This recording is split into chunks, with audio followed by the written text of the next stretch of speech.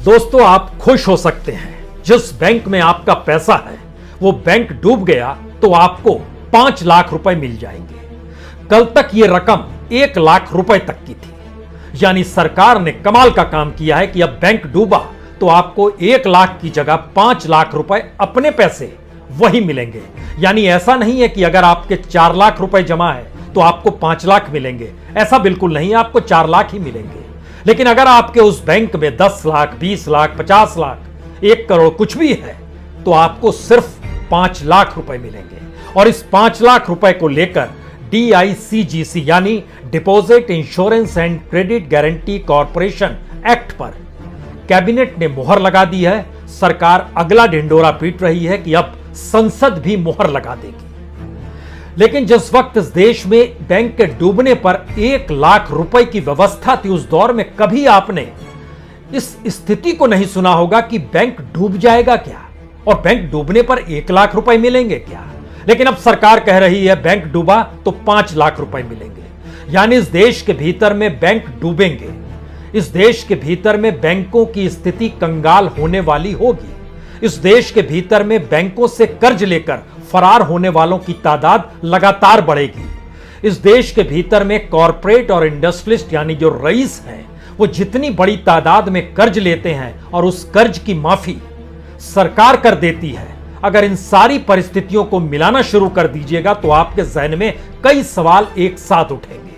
पहला सवाल तो यही उठेगा, क्या वाकई PMC बैंक जो डूबा, जो PMC कोऑपरेटिव बैंक है, Punjab and Maharashtra cooperative bank, जो यस बैंक की स्थिति हो गई, जो लक्ष्मी विलास बैंक की स्थिति हो गई, आने वाले वक्त में क्या ये बैंकों को डूबने से बचाने के लिए ही सरकार ने मर्जर किया है या फिर बैंक डूब रहे हैं इसको छुपाने के लिए मर्जर किया है जिससे बैंक की बुक ठीक दिखाई दे। कुछ भी आप सोच सकते हैं, लेकिन बैंक डूबा तो आपके हाथ में सिर्फ 5 लाख रुपए आएंगे और उसे भी आने में कम से कम 90 दिन जरूर लगेंगे।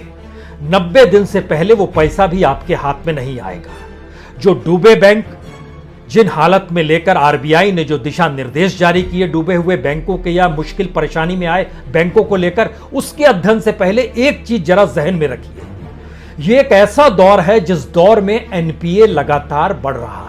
यह एक ऐसा दौर है जब बैंकों से लोन लेकर ना चुकाने वाले कर्जदार जो हैं उनकी संख्या लगातार बढ़ रही है। यह ऐसा दौर है जिस वक्त RBI के हाथ में भी इतना पैसा नहीं है कि वह डूबते बैंकों को सहारा दे सके, क्योंकि उसे भी सबसे ज्यादा रकम इस दौर में सरकार को ही देनी पड़ रही है। डिविडेंड की संख्या भी बढ़ चुकी है।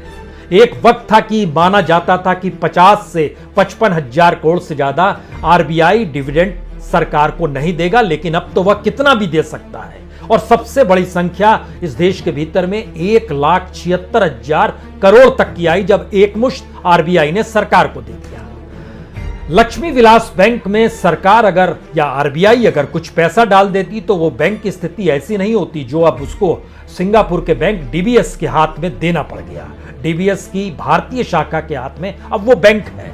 इसी तर्ज पर यस बैंक ने जो खेल खेला उसको भी रोका जा सकता था, लेकिन भारत की जो इकोनॉमी को चलाने के तरीके हैं उसमें इस बात की खुली इजाजत दे जाती है कि दरअसल बैंक का मतलब मुनाफा कमाना है, पैसा बनाना है, पैसे से पैसे को कैसे क्रिएट किया जाए। और उसके साथ समानांतर में सरकार बैंक के साथ खड़ी रहेगी जब तक वो पैसा कर्ज में उठाएगा और कर्ज में देगा।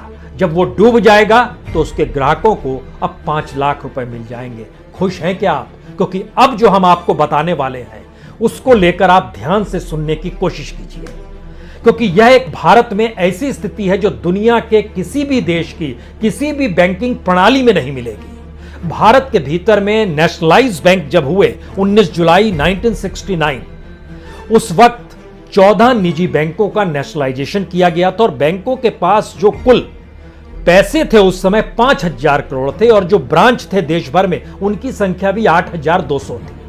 लेकिन देखिए रकम जो थी 5,000 करोड़ में से, उसमें से बैंकों ने जो कर्ज दे रखा था वह 3,500 करोड़ रुपए का कर्ज दे रखा था। यानी बैंकों के पास लगभग 1,500 करोड़ रुपए ग्राहकों का पैसा था, बाकी उन्होंने कर्ज पर उठा दिया था। हम जिक्र इंदिरा गांधी के दौर का कर रहे हैं 1969। और अब आप 2021 में खड़े हैं, तो जरा कल्पना शुरू कीजिए कि आज की तारीख में बैंकों में कितना पैसा जमा होगा और उसमें से कितना लोन पर दे दिया गया होगा। इस समय देश भर के बैंकों में जो आम लोगों का पैसा जमा है या फिर जो भी इस देश में जितने भी खाता धारक हैं, उनका जो पैसा जमा है वह 138 लाख करोड़ का है और उसमें से 101 लाख करोड़ रुपया कर्ज पे बैंकों ने दिया हुआ है।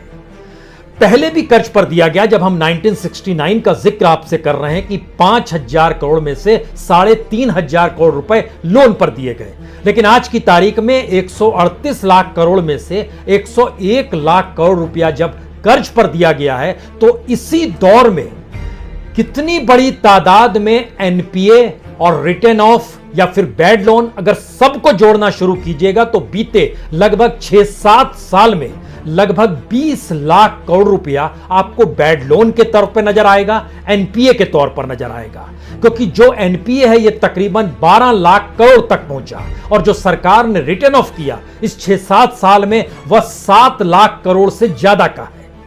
तो ध्यान दीजिए, अगर इतनी बड़ी तादाद में पैसा कर्ज लेने के बाद जो विलफुल डिफॉल्टर है वो नहीं लौटा पाते हैं और सरकार वो रकम माफ कर देती है, पैसा तो इकोनॉमी का वही है, और जब वो पैसा नहीं लौट पा रहा और ये संख्या अगर बढ़ते बढ़ते 50% तक पहुंच गई, जो आपको तत्काल में लगभग 20% तक दिखाई दे रही होगी, लेकिन बैंकों के बुक को जब आप टटोलिएगा तो वहां पर ये रकम आपको 10 से 12% दिखाई देगी। लेकिन सवाल है, हमारे पास कोई पॉलिसी नहीं है, ऐसी पॉलिसी नहीं है जिसके जरिए बैंकों की इस लूट को रोका जा सके, और बैंकों की लूट अगर जारी रहेगी तो बैंक कंगाल होने की स्थिति में आएंगे ही, क्योंकि आज की तारीख में बैंक के अलावे देश में लोगों के सामने कोई दूसरी जगह नहीं जहां पर वो पैसा रख सकें या पैसे को सुरक्षित रख सकें।